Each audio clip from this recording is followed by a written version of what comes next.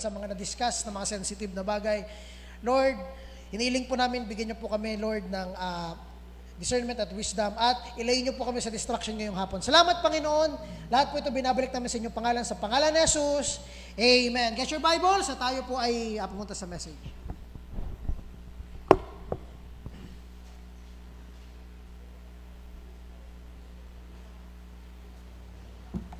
Okay, magandang hapon po sa bawat isa at tayo magbukas sa ating mga Bible at kaya pang abutin, tama-tama umulan.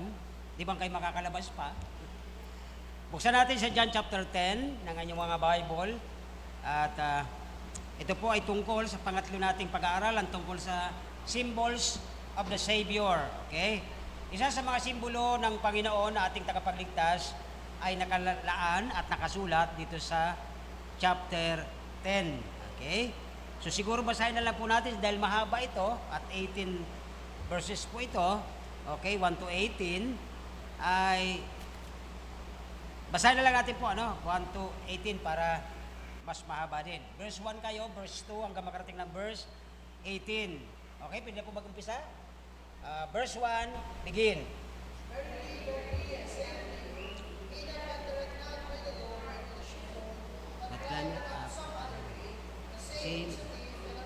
Isang magnanakaw ang hindi nadaan sa tamang pintuan. Verse 2, shepherd of the sheep. Okay, verse 3, to him open it, and the sheep heard his voice, and he called his own sheep by name, and led them out. So tandaan niyo po ang verse 3, na ikikwento ko na ito madalas, na may mga sheep na ang ating Panginoon ay kilala sila talaga. Okay, verse 4,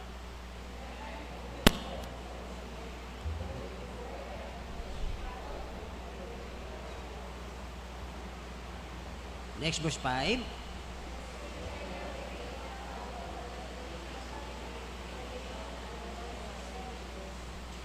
This parable.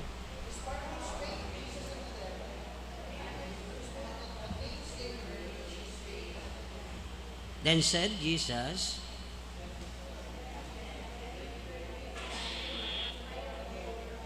pangalawang beses binanggit na ako ang pintuan. Verse 1 and verse 7. Verse 8.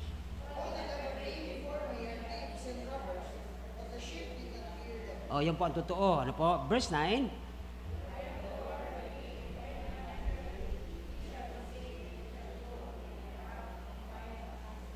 The third mention of the word door. Verse 10.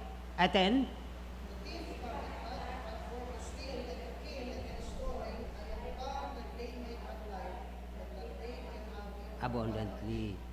11. I am give his life for the sheep. 12. But he are not.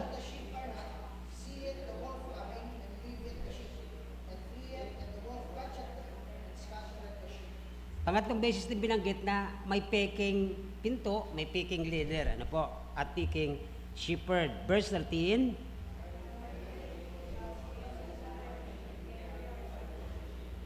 I am the.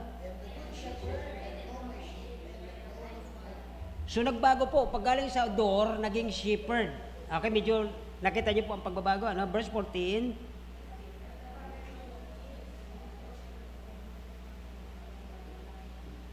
Verse 15. As the Father knoweth me. So may progression na po, ano? Yung pintuan, naging shepherd at ibinibigay ang buhay niya. Verse 16.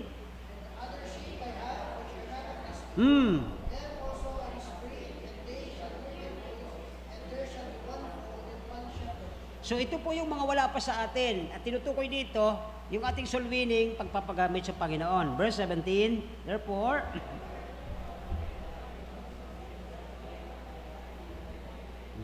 last, sabay-sabay, no man take it from me, but I lay it down of myself.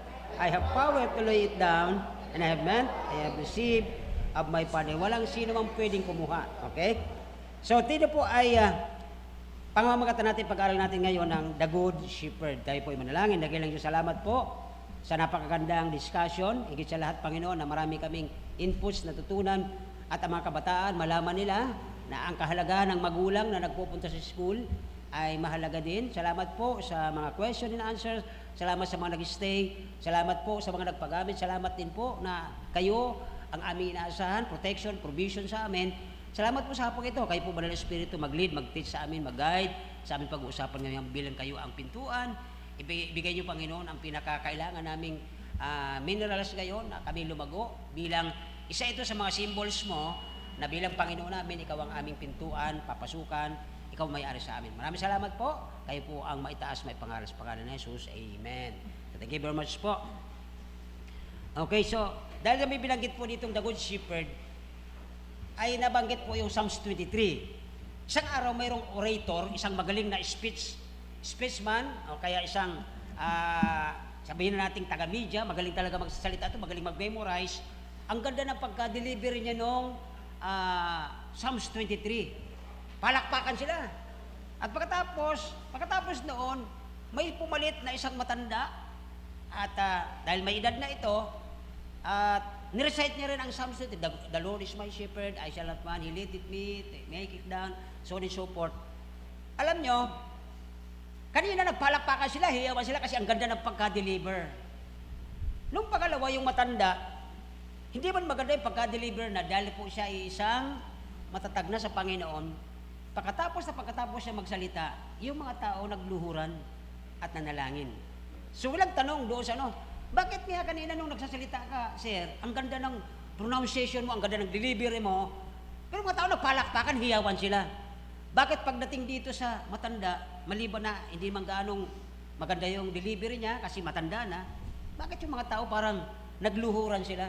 Sabi nung unang orator na magaling siya sa public speaking, sabi niya, pwedeng nagpalakpakan kayo, naghiyawang kayo, nagsigawan kayo dahil magaling ako magsalita, magaling ako mag-persuade, pero yung taong nagsalita kanina, dahil siya ay spiritual na tao, malapit sa Diyos, kaya yung mga taong nakarinig sa kanya, nagkaroon ng pagkakilala sa Diyos. Saan po kayo sa dalawang ito?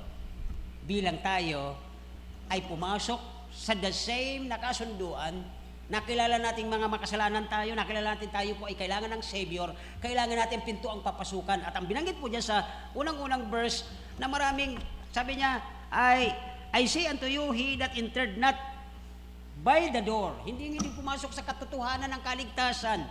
Marami ngayon, lalo po sa kahit yung mga nag-declaim na mga Baptist din, may mga saliwa ang turo, mag-ingat po kayo pag dyan sa YouTube nyo makikita at maririnig. At dito sa amin sa lugar natin, ay kilala natin sila, kaya hindi na po pwede silang pumunta pa sa atin. Wag na wag po kayong maiingganyo na makinig sa kanila habang sila ay nagsasabi ng ito nga ang katotohanan na hindi nga ito nituturo ng marami. Please, hawak natin ang Bible, wag nating pakinggan sa patas. Sabi ng verse 1, sabi doon ng chapter 10, sa katotohanan sinasabi ko sa inyo, siya na pupasok hindi sa pamamagitan ng tamang pintuan kay Kristo and to the sheepfold, pero ito'y umaakyat, nagka-climb up some other way, the same is a thief and a robber. So, may katotohanan po ang Biblia. Kapag hawak nyo ang Bible, hindi kayo maliligaw. Marami ngayong nagpapakilala na sila yung mga dati na kaya nilang ikwento mula doon kay disipulo papunta sa atin. Pero pag nakita nyo ang kanilang turo ay saliwas sa Biblia at hindi tinuturo ang sana po ay makuha ko ito ng 3 hours. Anong oras na matatapos? Okay, 3 bagay. From verse 1 to 6, mapansin natin doon ang parabola, ang kwento. At doon sa verse 7, ay mapansin natin doon na inulit-ulit na 3 beses binanggit ni Jesus, verse 2 at verse 7 at yung pangatlong nabasa natin kanina, si Jesus ang tanging pintuan na ito'y mayroong safety sa kanyang sheepfold, sa kanyang family. Sabi ng verse 7. Tingnan po natin ang verse 7. Ang sabi rito, okay, kung ating babasahin, I am the door. By me, if any man enter in, he shall be saved. So, paano kayo nakakatiyak na kayo ligtas? Sa mga kabataan natin, di ba? Sa mga adult na, minsan nakakalimot na tayo na akala natin ang pagsisimba, ayun lang, paulit-ulit na, punta ka doon, makikinig ka, tapos pagka narinig mo, pinababayaan mo na, parang wala ka ng review pagdating sa bahay. Yun po ang tinutukoy ng Panginoon dito, na para bang hindi tayo mga totoong tinawag niya sa larangan. Sabi niya kasi dito, parang pumapasok tayo, na para tayo mga magnanakaw. Ang mga magnanakaw, ganun lang, madalian lang yun. Yung nakita nila doon sa pagpasok lang sa sambakuran, wala na yun sa isip nila, kasi mga ano lang sila mga dumadaan lang at hindi sila talagang totoong taga-roon. Ang tinutukoy po dito ng Panginoon sa ating titingnan ngayong hapon, na bilang itong parable 1-6 at sa verse 7, na siya po ang totoong pintuan. Kung hindi ang Kristo ang talagang nasa puso natin, isa sa dalawa ang mangyayari. Okay? May mga nagsasabing baptist sila at Kristiyano sila. Sabihin, wag na yung pangalang baptist. Kristiyano na ako matagal, pastor. Pero pansinin niyo po ang kanilang attitude every Sunday kung paano nila itinatrato ang Panginoon. Huwag niyo sabihin na kaya ito sinasabi ni pastor kasi parang siya ang natatratong ganito. Hindi po. Okay? Lagi nating tatandaan, sino ba ang ating pinagmamalaki? Sino ba ang ating pinapakita pag Sunday? Ang simbahan ba natin? Ang pastor ba natin? Ang mga kasama ba natin? Hindi. Ang pinapakita natin tuwing Sunday, lalo na, at doon sa mga tao nanonood sa atin bilang binabasa nila tayo mga asin at ilaw ng mundong ito, ang gusto nating maiportray sa kanila, we are in Christ. Na kay Kristo tayo. Therefore, kung na kay Kristo ka, ang attitude mo pag Sunday, ganon. O ay hindi ko magbabanggit, okay? Hindi ko magbabanggit kasi may masasaktan. Eh, pastor, mabuti ka, nandiyan ka lang kaya hindi ka nalilate. Okay? Pero mga kapatid, ano ang attitude natin? Kung totoong sabi ng Bible, dito sa verse 1-6, verse 7, at ang pangatlo yung titingnan natin sa verse 11-29, na si Jesus ang mabuting pastor. Nagkaano na ano po, kanina door, bilang siya po ay isa sa mga sign or isang halimbawa ng pangalan ng ating Savior ay siya ang pintuan. Kung mali ang iyong pananaw, ang iyong pananampalataya sa iyong sarili, kung bakit ka nasa simbahan, bakit ka pumapasok, bakit ka nag-a-attend? Kung si Kristo ang pintuan, yung maraming itong nakaupo na sabi nila ako'y makasalanan, si Kristo ang pintuan at siya ang sabi niya na ang sino mang maniwalataya, maniwala sa ginawa niya, papasok sa kanyang kawan. Okay? So kung ang kawan ni Kristo ay mga totoong Kristiyano, check natin ang ating sarili. Sabi dito sa ating binasa, okay? Kung totoong tupa ka niya, kasi may binanggit siya sa panghuli na siya ang mabuting pastor. Kung totoong tupa ka niya at ang pastor natin ang Panginoon, di ba ang sabi ng Biblia, kahit sa Psalm 23, naalala nyo, dinadala niya ang kanyang mga tupa sa mabuting pastulan. Alin yun? Yung hindi nagkukulang. Wala kang irereklamo sa Panginoon sapagat sabi niya sa Psalm 23, the Lord is my shepherd. Wala na akong kakailanganin pa. Eh bakit pagdating ng Sunday, mga kapatid? Okay. Iba natingin sa well, ayun po ang sinasabi ng Biblia. Depende yan sa iyo kung gaano mo talaga kakilala ang pintuan na pinasok mo, related ka ba talaga sa kanya. Okay, so dito po ay, umpisa natin dito sa parable 1-6. Okay, isa lang mo naman talaga pong pintuan. Hindi po pwedeng sinasabi ng karamihan mga tao, huwag niyo pakikinggan yun, sapagkat sabi nila, kahit nga ganito ang grupo nyo, kahit ganyan ang grupo namin, isa lang naman niya pinaniwala natin, huwag kayo maniniwala. Bakit po? Paano nila ini-explain ang Panginoon? Paano nila ino-obey ang Panginoon? Paano nila tinatrato ang Panginoon? Maliban sa atin, paano mo tinatrato ang Panginoon mo? So, hindi po pwedeng magkapare-pares ang lahat ng yan. Sa napakaraming mga denominasyon, maraming grupo. Pag sinabing baptist, hindi lang po 3,000 ang grupo sa Pilipinas. Tandaan nyo yan. Okay? Ang daming grupo ng baptist sa Pilipinas. Hindi yan lahat nagtuturo. May 7-day Adventist Baptist. Okay? O yung ba ang turo nun? Kapares natin? Hindi pwede. So dito, ay pinakita dito sa verse 1-6 na ang talagang iisa lang ang tamang tipo o paraan ng Diyos kung paano tayo papasok sa kanyang sheepfold o kawan. Ano po yon? Kung si Kristo ang pinto, di ba? Doon ka dadaan, hindi ka aakyat sa bakod, di ba? Ang ibig sabihin, mga kapatid, yung pananampalataya na pattern ng Panginoong Diyos Ama sa Kanya, sabi niya, may ibinigay ako sa iyo na sana wala kang maiwala. So yun po yung tinutukoy ng Panginoon dito. Ito yung mga tao na niwala at nanampalataya kay Kristo na hindi tinuruan ng iba-iba, kundi ang turo sa kanila, bilang makasalanan, wala kang magagawa sa sarili mo, kundi si Kristo ang iyong tagapagligtas, siya ang paraan ng kaligtasan. So siya po ang totoong pintuan, ang sabi po dito ng verse 1-6. Sabi ng pangalawa, okay, tingnan natin dito, si Jesus ang pintuan na maraming pintong nagkiklaim, pero sila ay mga maling turo. Ano po? At wala silang pakialam sa tupa. Saan natin yung mapansin yan doon? Di ba? Sabi doon ng isang verse dito, okay, verse 7 yata yun. May binanggit yung kanina sa binasa natin na hindi siya katulad ng pag-aaruga ng Panginoon. Para bang wala siyang pakialam sa iyo. Ang gusto lang niya, makakuha lang siya ng mga produktong mayroon ka. Alin ba yun? Ang tupa ay nagbibigay ng wool, ang tupa nagbibigay ng kanyang gatas. Ibig sabihin, kung anong mayroon ka, yun lang ang kailangan nila. Pero dito po sa larangang ito na tinutuko na one of the sign of our Savior, bilang siya ang pinto, hindi po doon ang pinag-uusapan ang makukuha ng tupa, kundi ang pinag-uusapan doon, si Kristo po ang importante na yung tupa papasok, mananampalataya at makakaroon ng relasyon sa Kanya, na yung paano mo siya itatrato habang nabubuhay ka sa ibabaw ng lupa. Kasi bakit po? Pinapasok ka sa Kanyang kawan. Ang kawan niya ay ang Kanyang sheepfold. Ang Kanyang isip doon, alagaan ka, protektahan ka, i-provide ka, hindi yung para ikaw ay gatasan. Kaya ang mga alaga ng Panginoon si Kristo, kung ating titingnan sa larangan ng pag-aalaga ng mga tupa, ito yung malulusog. Ito yung wala ka makitang mga problema. Kasi bakit po? Ito yung kanyang mga paborito. Hanapin nyo sa verse, binasa natin kanina, I know their name. O, anong verse po yon? Kung kayo'y attentive kanina habang nakabasa. Anong verse? Okay? Kilala niya sila eh, di ba? Kasi pag verse 2, sabi niya yun, sila na pumapasok na hindi kay Kristo, hindi sa pintuan, but, okay, is the shepherd, si Christ ang shepherd ng sheep na ito, to him the porter openeth, and the sheep heard his voice, and he called his own sheep by name, and leadeth them out. So kilala talaga tayo ng Panginoon, ayon sa verse 3. Hindi pa pwedeng sabihin pa natin saan ka napunta. Ito po ang minsan crucial na tanong. Paano yung lumaki ka, matagal ka doon sa kabila, doon sa malaking simbahan na nagtuturo lang doon na ganito.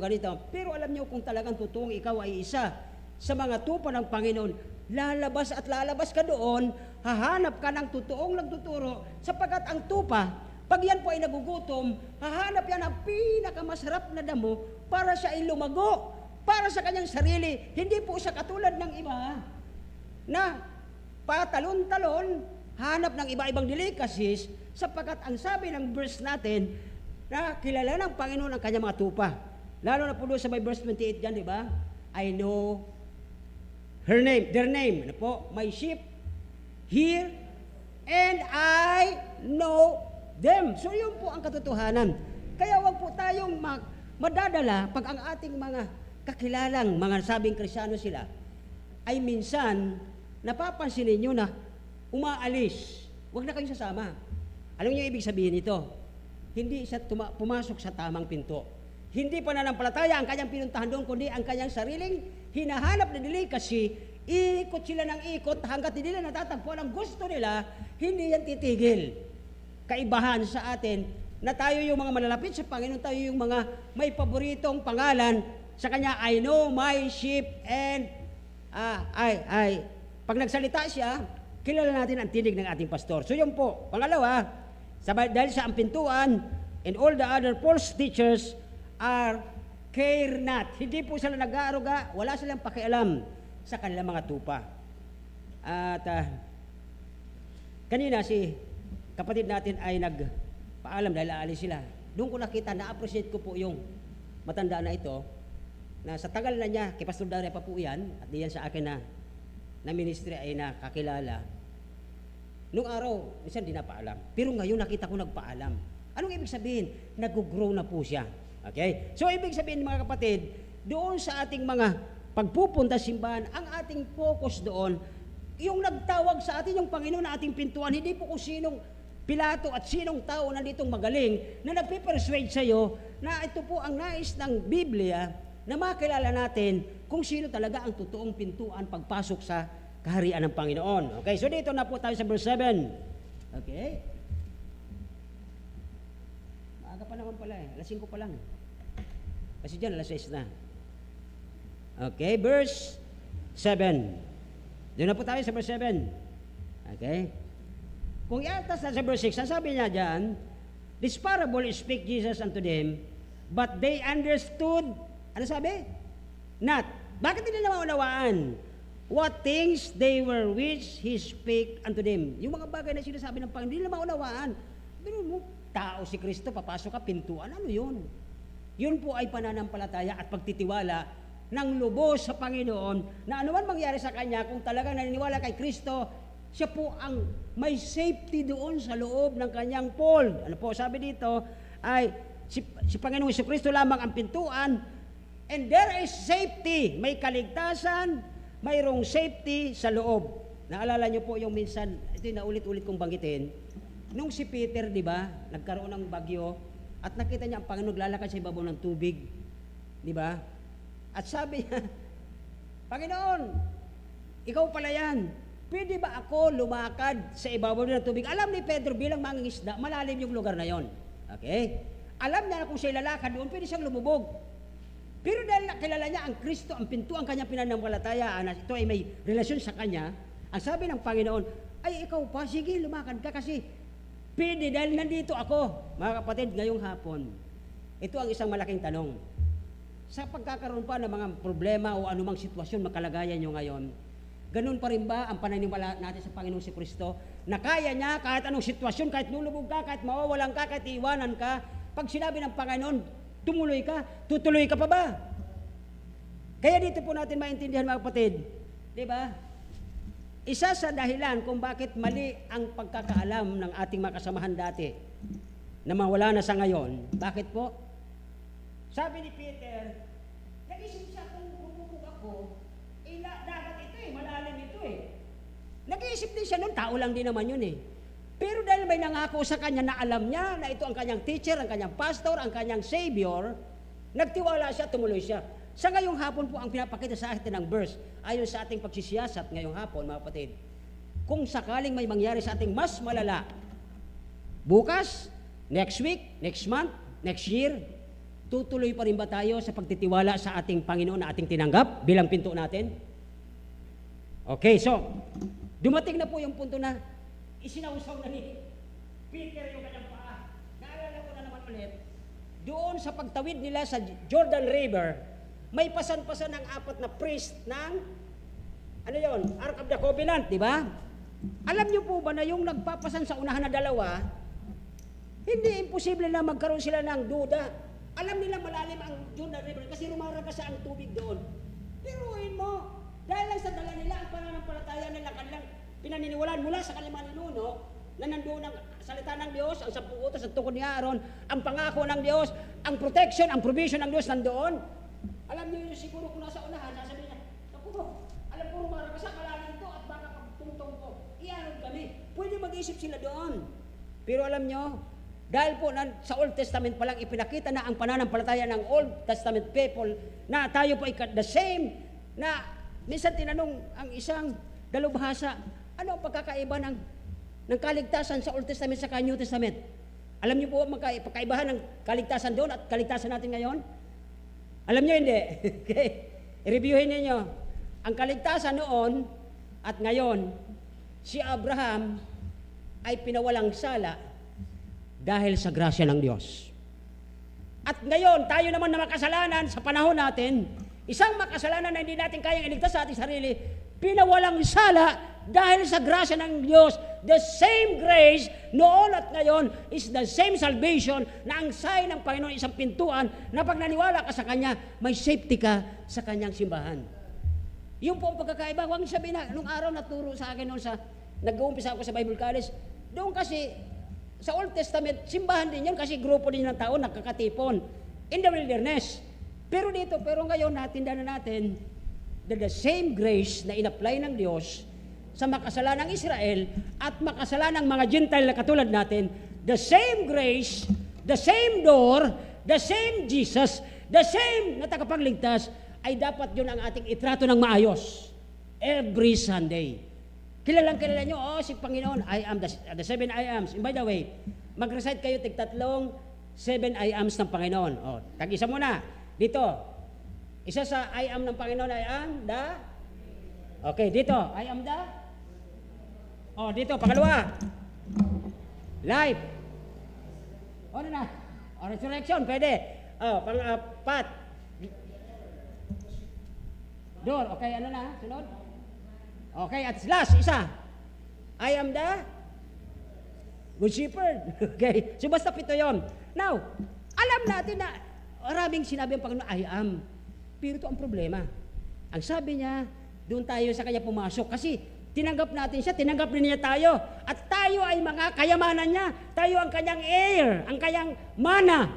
At dadalhin tayong busilak, dadalhin tayong glorified or malinis sa harapan ng kanyang ama. Pero bakit? Ito po ang problema. Bakit pag Sunday? Tuwing Sunday lang naman, hindi naman po every day. Hindi naman Monday, Wednesday nga talaga. Kailangan natin ng mga warrior. Pero bakit pag Sunday, ganun itinatrato ng mga sabing Krisyano sila, pero nila ginagalang ang pintuan na kanilang tinanggap na mayroon silang safety, mayroon silang kaligtasan sa pangalan ng Panginoong Jesucristo. Yun po ang malaking problema. Ang gusto lang ng mga tao minsan, sabihin lang na kami ay kay Kristo, we are in Christ, we are living in Christ, we are showing life Christ.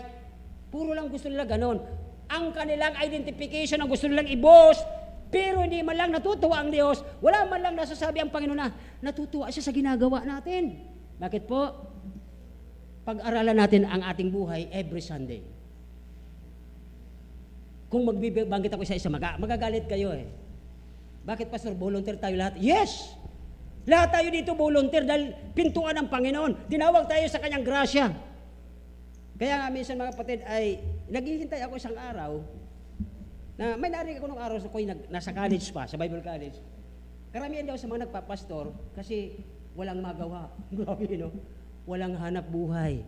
Natanggalan ng trabaho, kaya daw nagpastor. Grabe naman kayo. Kaya ngayon, pwede ko nang harapin sila. Bakit? Nag-resign ako sa malaking sweldo. Iniwan ko ang magandang prestigious ng pangako ng kumpanya para sa akin. For my Lord. Kaya huwag kayong mag-aharap sa akin, sasabihin ko sa kanila. Di kayo aabante. Kasi masakit na sabihin na, yung pagsunod po kasi sa Panginoon, mga kapatid, minsan madali sila mag-comment. Pero ang pagsunod sa Panginoon, na alam nyo, napakahirap. Ang sabi ng Biblia, if you want to follow me, you should your own cross. Ano pong pinakamababaw na cross natin pag Sunday? Dito na tayo. Para matapos na to. Tulungan niyo ako. Ano ang pinaka-cross ng pinapasan pag linggo ng umaga? Ano yung pinaka-sakabal na ito? Natural. Dito po isa. Anong cross ng pag-umaga? Bakit ka? Hindi na kapag-tatato ng maayos sa iyong Panginoon. Ha?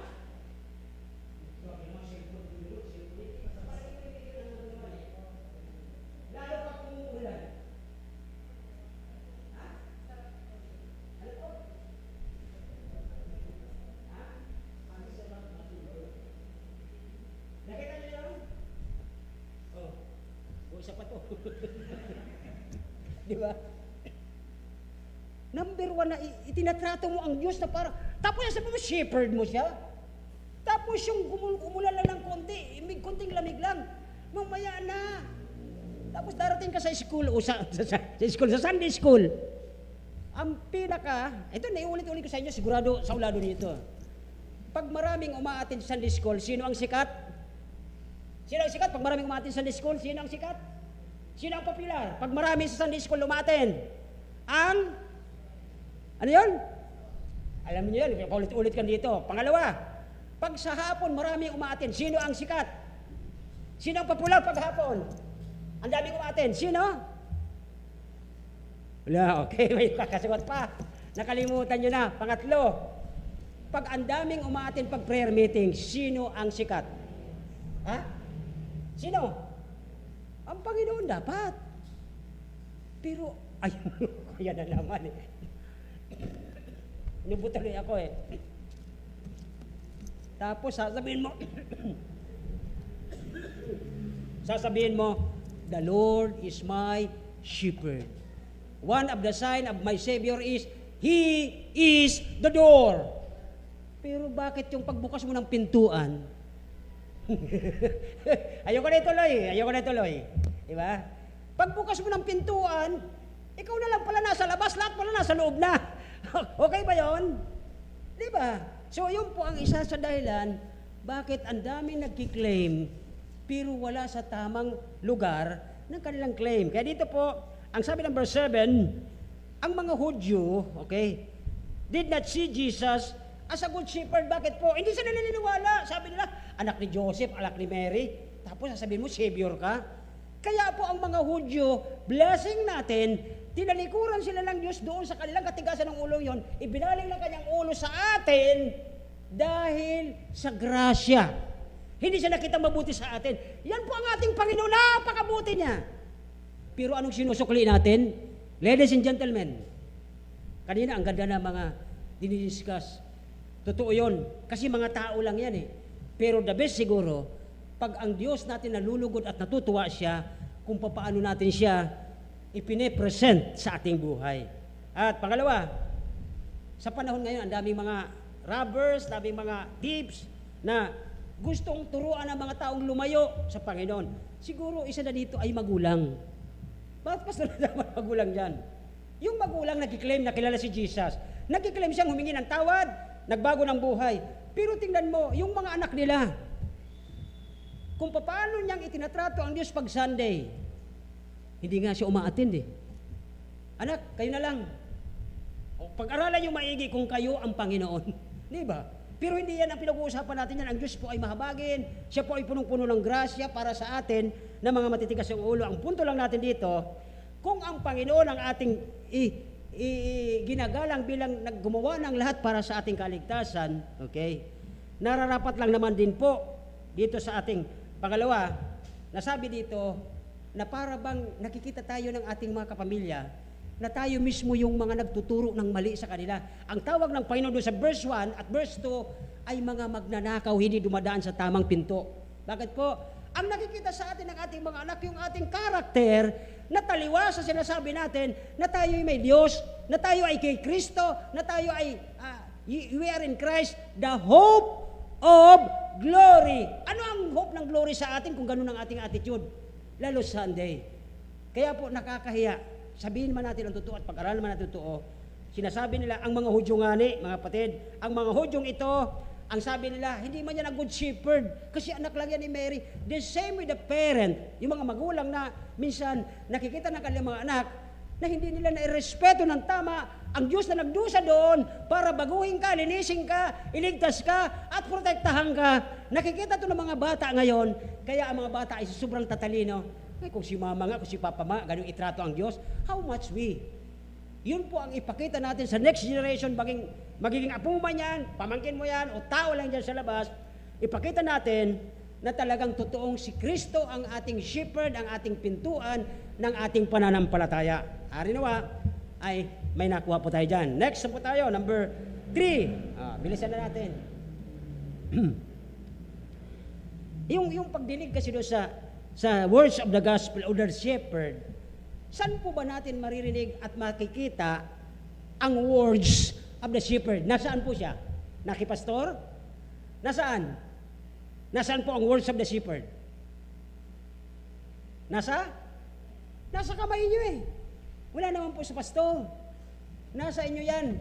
Or baka nasa shelf ng inyong tahanan at di ninyo po binubuksan. Okay, yun po ang problema dito. Kaya dito po sa, bago tayo pumunta ng number 2 sa verse 11, 12 to 29, ay take note natin dyan 10, 27, and 28. So sabi doon, okay, sabi ng Panginoon, my sheep hear my, sure kayo? Sure kayo? Bakit pag Sunday, ang gusto nilang marinig ay boses ng gusto nila at hindi ang boses ng Panginoon pag Sunday? Take note. My sheep hear my... pastor, ikaw lang naman nagdadaldal dyan pag Sunday. Hindi naman yung boses ng Panginoon. Sure kayo? Analyze ulit. Pakilabas po yung 27 and 28 ng John chapter 10. Okay, sabi dito, 27, yan, di ba? Pinakikinggan ng aking mga tupa ang aking tinig. Saan? Doon sa bahay nila? Online? Grabe naman. Wala naman ng COVID eh. Tapos na yung online, di ba? Analyze yung maigi. Ang aking tupa, pinakikita ng aking mga tupa, ang aking tinig, at sila ay aking kilala. Ay, salamat, salamat. Kahit ako'y makasalanan, kinilala ako ng Diyos. Ako'y marumi, ako'y isang basura, ako'y isang uod, ako'y isang tayo ng kalabaw, kinilala ako ng Diyos. Pero ito pang inaasahan niya, pinakikinggan ng mga tupa ang tinig ng Diyos pag-araw ng linggo. Saan? Saan? Sa bahay. Yes. Alam niyo mga kapatid, natuto na rin ako ng konti sa tinatawag na online. Pag may ka-meeting ka, pwede mong kausapin siya, ilagay mo lang yung cellphone mo nakatayo, nakaharap sa'yo, at gumagawa ka ng kung ano-ano. Pwede, di ba? Sabihin natin na nag-online kayo pag Sunday. Sure kayo na di kayo lilipat? My sheep hear my voice. Kung talagang tupa ka ng Diyos, uhaw ka, excited ka na marinig mo ang tupa at ang boses ng Diyos. Ito po ang nagsasabi, 27. At sila'y aking kilala, at sila'y ano daw? May kanya-kanya na pong dahilan tayo dyan dito sa word na ito. Dito, sumusunod, follow me. Paano ka sumusunod pag Sunday? Grabe. Tanungin natin ang mga sarili natin. Ako tanungin ko sarili ko. Paano ko ba sinusunod ang Panginoon pag Sunday? Pag umaga, gusto ko sana, diretso lang din yung review ko. Pero may sundo pa ako pag umaga. May karapatan ba ako magreklamo? Di ba ba? Tanungin natin itong mga tupang ito. Sabi ng Panginoon, ay, ang ating mga tupa, nakikinig aking tinig, sa aking kilala at sila'y sumusunod. Paanong klaseng pagsunod po ito? Ito ba yung pagsunod na, ang tupa po kasi, pinakita ko na sa inyo sa video, na ang mga shepherd, nauuna yan. May tunog pa yan, may sipol, o may whistle, o paano. Ang mga tupa sumusunod.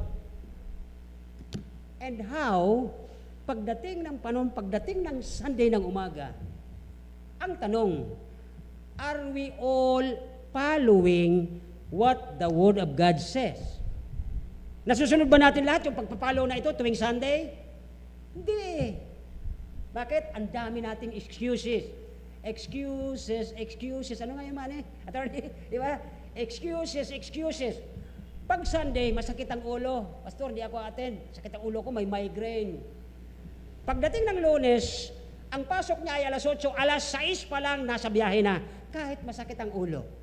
Excuses. Pag mayroong dumating na opisyal sa kanilang kumpanya, hindi pwede kang malate. Dapat 4 hours before nandoon ka na. Pagdating ng Sunday, may sheep, they follow me. Ano ang excuse natin pag Sunday? Kasi pastor, ang hirap gisingin ng mga bata. Lalo na itong isang to, gusto na itong tulog. Excuses! Amen po ba? Sa tingin ko mga kapatid, hindi tayo takas dito. Lahat tayo mayroong mga excuses. Pero ano po ang sabi ng Bible? Sa 27 pa lang, sumusunod sa salita ng Diyos. Kung sumusunod ka, hindi ka lumalayo doon sa gusto ng Diyos pag Sunday ng umaga, kaya tayo may 9:30, kaya tayo may 11:30, kaya tayo may 3:30. That's what we follow the Word of God. Verse 28, tingnan niyo po ito. 28. Okay? Sila ay binibigay ko ng buhay yung walang hanggan. Ay, salamat sa Diyos. Thank you, Lord. Safe na ako, may buhay na ako walang hanggan. Okay? At kailanman din sila mawapag. Thank you, Lord. Ang ganda ng ginawa ng Panginoon. At hindi sila agawin ng sino man sa aking mga kamay. Take note. Sino ang umaagaw ng attention mo pag oras ng devotion? Hey! Walang makakaagaw? Ha? Sure ka? Bakit pag umaga ng alas 4 dapat nagpipray ka? Sino ang kumukuha ng attention mo? My sheep hear my voice, they follow me, they obey me, I give them eternal life, I give them, kailanman hindi sila mapapahamak. Thank you, Lord. Hindi sila agawin ng sino man. And why? Pagdating ng Sunday, kalahati lang ang naibigay mo sa Panginoon. Bakit? May kumuha ng oras mo eh. Grabe naman, Pastor, si Jesus na yan. Hindi naman yata yan. Ang pati pag-aralan nyo lang. Ang daming ginawa ng Panginoon pabor sa atin. Pero yung simpleng, ang sabi niya dito ay, walang sino man. Hindi sila aagawin ng sino man.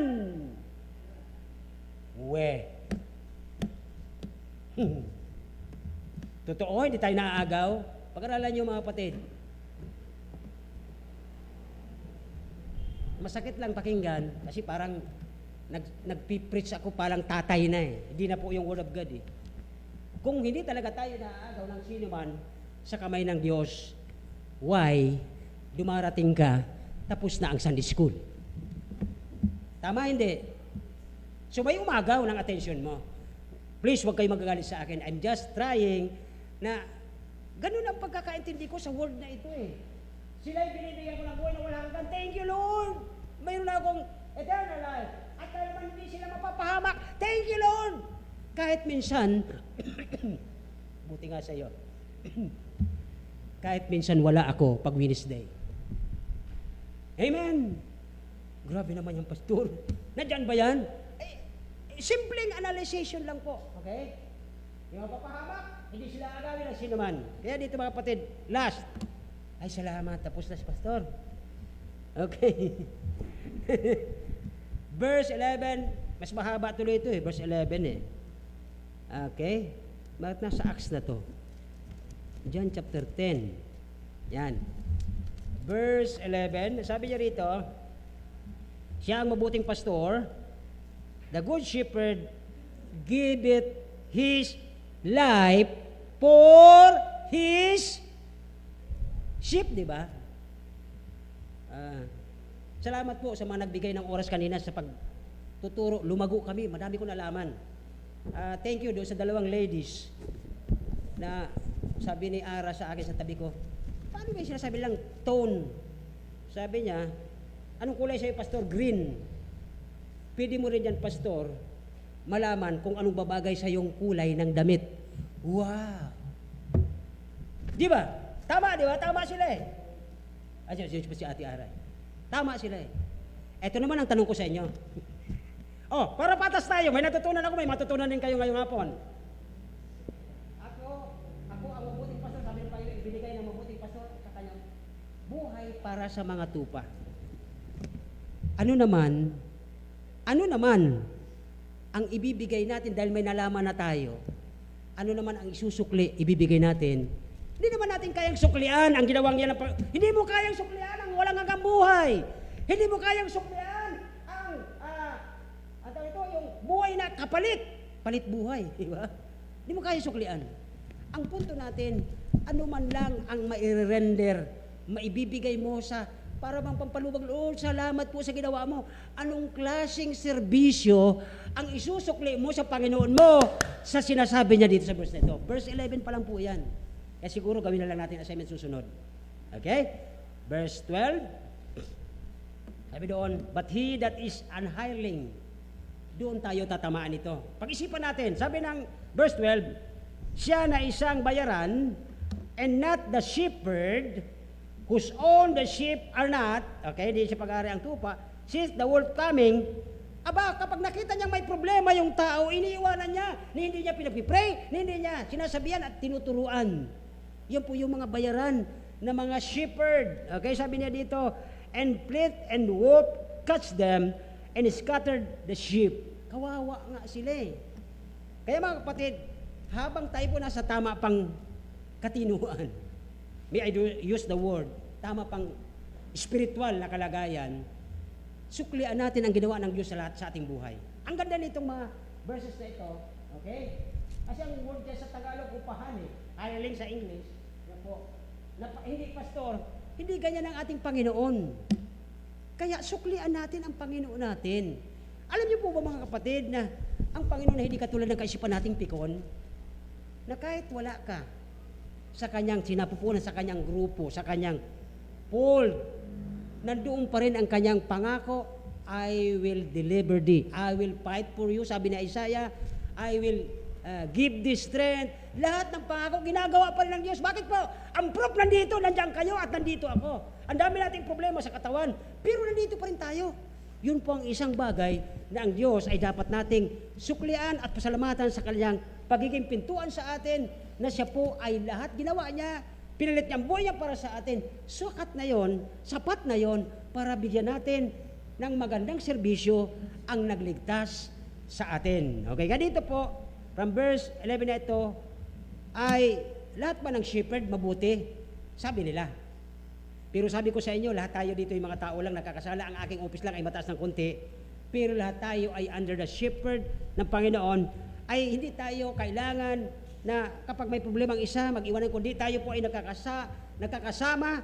At sabi ng Biblia, kapag mayroong nalulungkot, makilungkot tayo. Pag mayroong pamilyang masaya, makisaya tayo. Bakit po? We are one in Christ.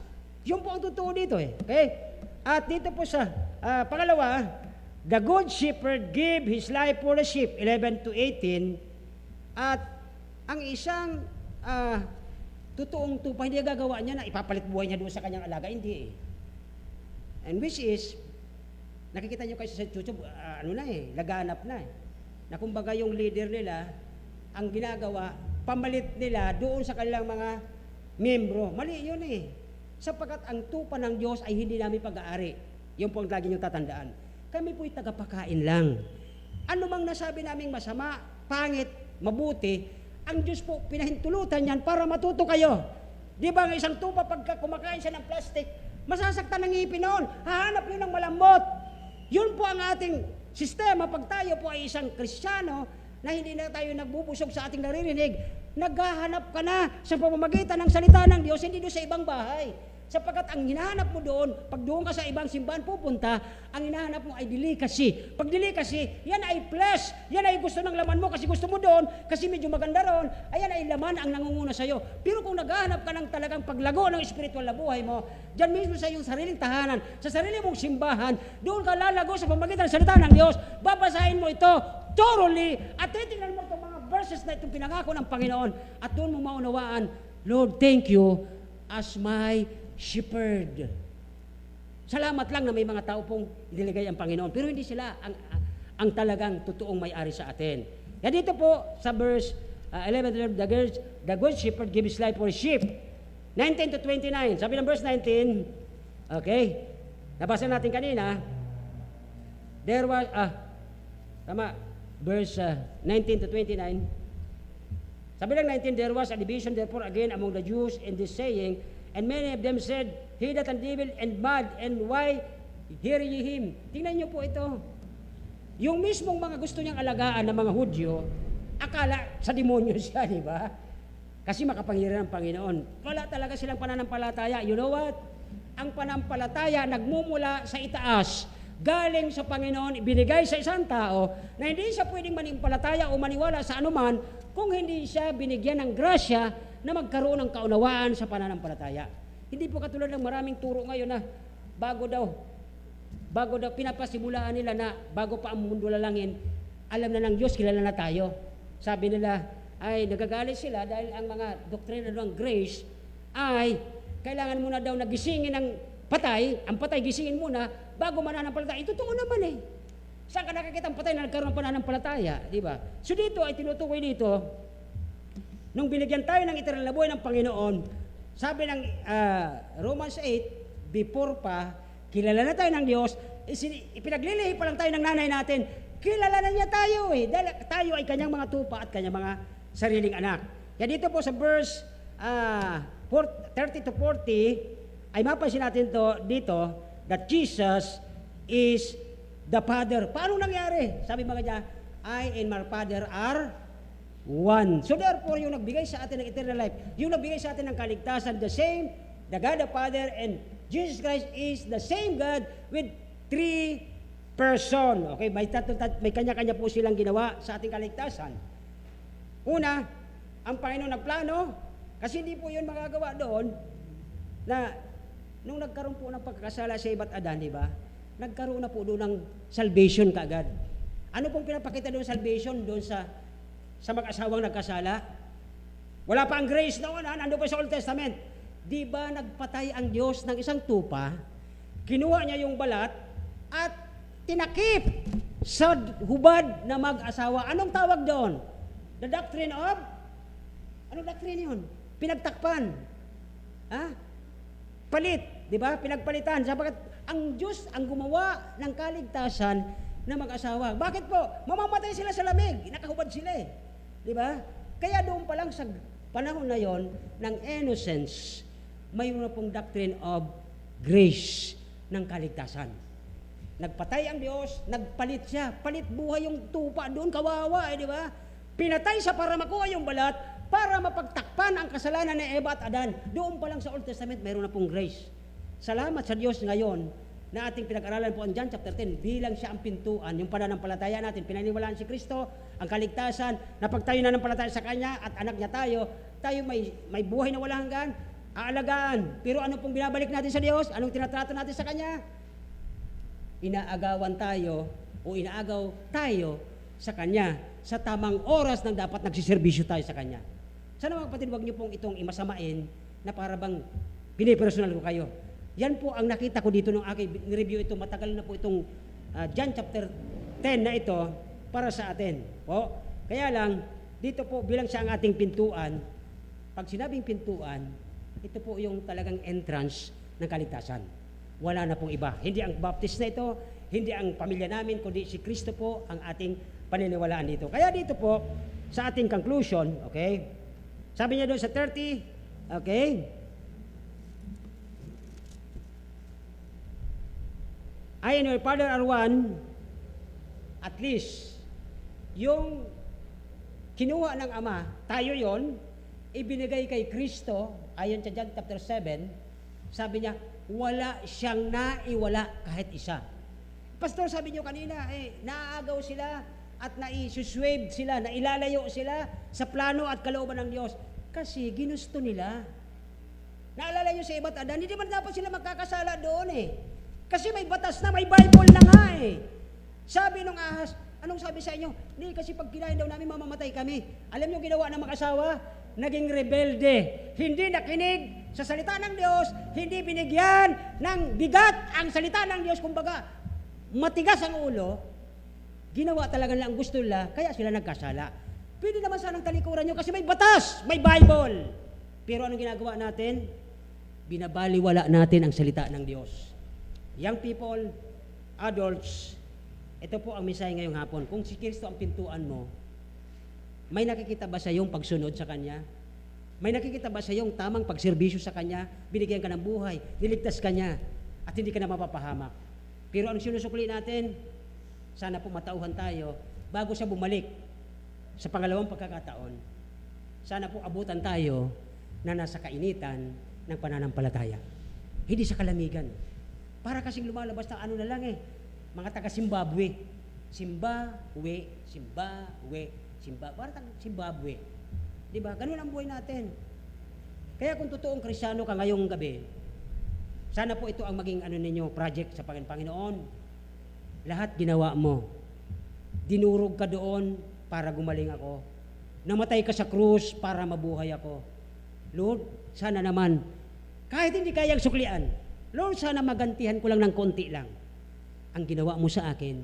Magmula sa oras na ito at sa susunod na mga araw, bilang ikaw ang aking pintuan, ikaw ang aking pastor, ikaw ang aking kaligtasan, gagawin ko po ayon sa aking makakayanan kung ano ang mai-render ko sa iyo sa ginawa mo sa aking buhay. Tayo po magsitayo at tayo magtatapos. Harinawa ay maging lesson po sa atin na hindi lang po tayo sa bibig.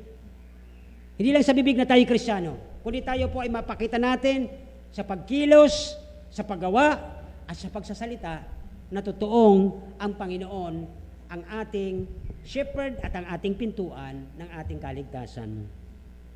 Let's pray. Dakilang Diyos, salamat po sa hapon na ito. Salamat po na kahit umuwi na yung iba namin mga kasama at mga kapatid, marami pa rin Panginoon na natili, na nais nila na masuklian man lang kahit konti. What shall I render unto the Lord? To all the benefits. Lahat ng ginawa niya sa akin, Panginoon, masuklian ko man lang po kahit konti. Actually, di naman namin kayang suklian ito, Panginoon, dahil Diyos ka, namatay ka para sa amin at para kami mabuhay. Lord, sana po, sa mga susunod na araw, hindi maagaw ang aming atensyon, magawa namin ang nais mo, hindi mailayo kami sa tama naming gagawin pagkapa oras ng pagsamba. At harina o Panginoon, aming dalangin, maging mga matured na kami pagdating sa pagsasamba, pag-worship, magkaroon kami ng bagong pagsamba, bagong awit. Hindi katulad ng dati, paulit-ulit at hindi nagbibigay glory, hindi nagbibigay kapurihan sa Panginoon. Habang po nakayuko, nakapikit ang ating mga mata, kailan mo huling sinabi sa Panginoon, Lord, harinawa, gamitin niyo po ako sa mga pagkakataon na inaasahan niyo na ako'y makakakilos, makapagpupuri, makapagdadala ng kaluluwa sa iyong paanan. Na sana, Panginoon, bago dumating ang aming 50th anniversary, makapagdala man lang ako ng isang kaluluwa sa iyo bilang regalo, bilang aking ganti sa ginawa mo sa buhay ko. Tulungan niyo po ako, Panginoon. Hindi ko to kaya mag-isa kung wala ka sa buhay ko, Panginoon. Lord, help me. When was the last time na hindi mo nagagawa ang inuutos ng Panginoon sa iyo? Lord, sana po ngayong mga darating na panahon, magawa ko na po ang nais mo sa buhay ko. Habang po nakayo ko tayo at nakapikit, tayo po ay mananalangin. Nagilang Diyos, salamat po sa napaka-gracious na salita mo. Nangako ka, hanggang ngayon, Panginoon, nagkatamasa kami, maayos ang aming buhay, wala kaming sakit, hindi kami na hospital, wala kaming gastos. Lord, salamat po sa provision, protection nyo sa amin. Ang aming pong dalangin ngayong gabi, Panginoon, bago po dumating ang aming 50th anniversary, magamit nyo kami na hindi na kami kailangan sabihan, utusan, kundi excited kami na ikaw namatay para sa amin. Masuklian malamin ng kahit konti, kahit hindi lahat. Masuklian namin ang ginawa mo sa buhay namin. Lord, excited na po kami. Bukas, ano ba ang kaya kong gawin para sa iyo? Kahit sa sarili kong kamag-anak, maikwento kita bilang Panginoon tagapagligtas na hindi maagaw ng sino man ang aming oras para sa iyo, kundi mapagsilbihan ka namin ng buong excitement, ng buong kasiyahan, kagalakan, anumang gawin ng kaaway, apihin kami, siraan kami, iwanan kami ng mga pagkakataon, pero patuloy kami magpupuri, magpapasalamat na dakila sa iyong pangalan. Salamat po, Panginoon, sa pangalan ni Jesus. Amen. Amen. Thank you po.